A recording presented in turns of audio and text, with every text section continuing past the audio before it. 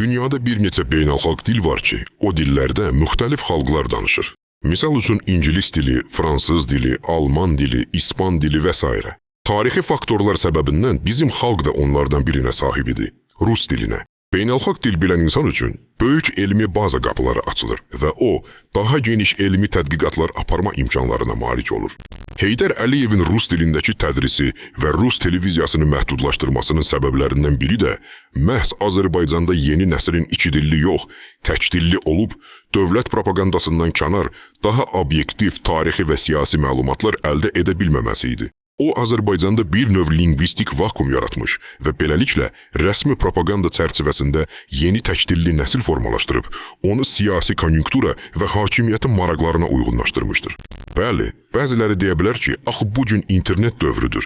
İnternetdə virtual tərcümə proqramları, süni intellekt və bir sıra köməkçi alətlər var. Doğrudur. Amma siz ətrafınızda neçə nəfər tərcümələrlə başqa dildə axtarış aparıb, məlumat əldə edən və dünya görüşünü artıran insan tanıyırsınız. Problem bundadır ki, insanların əksəriyyəti hazır məlumat istehlakçısıdır.